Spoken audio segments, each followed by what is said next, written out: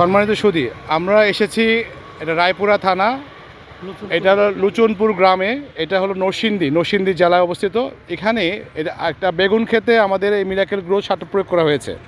আমি এসেছি কোম্পানির ভাইস চেয়ারম্যান শামীম আহমেদ, এবং আমার সাথে রয়েছে আমাদের ব্রাউনবেড়া ডিলার আপনার ইব্রাহিম ভাই, আর রয়েছে এই এই অঞ্চলে যিনি আমাদের ডিলার হতে পারেন, উনি কৃষক। ওনার এই জমিটাতে প্রয়োগ করা হয়েছে আপনার বেগুন খেতে।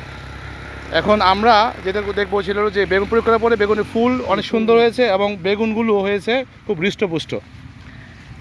হৃষ্টপুষ্ট বেগুনগুলো দেখতে পাচ্ছেন আপনি।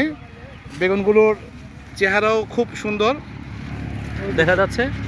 এই যে বেগুন গাছগুলো খুব এখানে আমি দেখছি এই যে বড় বেগুন কৃষক নিজেই দেখাচ্ছে। আচ্ছা, আপনি আমরা ওনার মুখে শুনবো যে আসলে এটা প্রয়োগ করার পরে কী ধরনের পরিবর্তন উনি পেয়েছে, কী রেজাল্ট পেয়েছে, ওনার মুখ থেকে আমরা শুনবো। আপনি বলেন। জি আলহামদুলিল্লাহ। আগে মানে নামটা বলেন। আমি মোহাম্মদ মানিক মিয়া, লুচনপুর বাড়ি। আগে আমার অনেক সমস্যা ছিল, কুকড়া ছিল এবং গাছ হলুদ ভাব ছিল, বিভিন্ন ধরনের সমস্যা ছিল। এখন আমরা যে মিরাকেল প্রোডাক্টটা দেওয়ার পরে অনেক গ্রোথ হয়েছে, গাছের সবুজ রং ফিরে আসছে এবং পাতা অনেক পাতলা হয়েছে এবং বেগুনের ফল ইনশাল্লাহ অনেক ভালো হয়েছে। ইনশাল্লাহ 100 কাজ করছে।